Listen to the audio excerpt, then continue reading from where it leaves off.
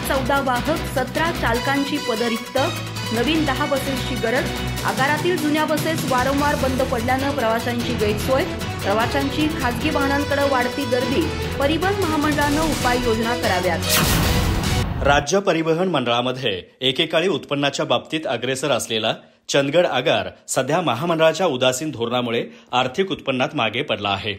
मासिक सुमारे 2.25 कोटी रुपये उत्पन्न देणाऱ्या चंदगड आगाराच्या उत्पन्न वाढीसाठी रिक्त असलेल्या 14 वाहक, 17 चालक पदांची त्वरित भरती आणि नवीन 10 बसेस उपलब्ध करून देण्याची मागणी जोर धरत आहे।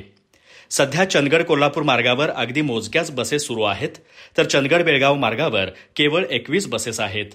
या तुलनेत बेळगाव आगाराने उत्पन्नाची संधी पाहून 7 अतिरिक्त बसेस सुरू केल्या आहेत। तसेच सुट्टीच्या काळातही चंदगड आगाराने लांब पल्ल्याच्या पुणे, बोरिवली, पणजी, निगडी या मार्गावर अतिरिक्त बसेस उपलब्ध करून देण्याचा प्रयत्न केला आहे।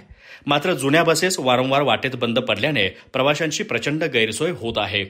परिवहन महामंडळाकडून नवीन बसेस आणि कर्मचारी भरती होत नसल्यामुळे वडाप आणि खासगी ट्रॅव्हल्स मालकांनी या परिस्थितीचा फायदा घेऊन कोल्हापूर, बेळगाव, मुंबई, पुणे, निगडी या मार्गावर आरामदायी स्लीपर कोच सेवा सुरू केली आहे। त्यामुळे प्रवासी खासगी सेवांकडे मोठ्या प्रमाणात वळले आहेत, ज्यामुळे राज्य परिवहन मंडळाच्या उत्पन्नावर विपरीत परिणाम होत आहे।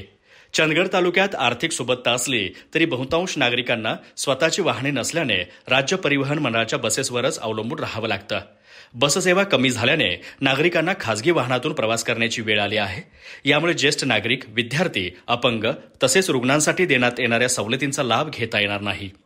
यामुळे प्रवाशांनीही बससेवेचा वापर वाढवण्याची गरज आहे। तसेच राज्य परिवहन मंडळाने चंदगड आगारातील रिक्त पदांची त्वरित भरती करावी, 10 नवीन बसेस उपलब्ध करून द्याव्यात आणि प्रवाशांना कर्नाटक, गोव्याप्रमाणे दर्जेदार सेवा द्यावी अशी मागणी जोर धरत आहे। अधिक माहिती आणि ताज्या घडामोडींसाठी आजच आमचे चॅनल सबस्क्राइब करा।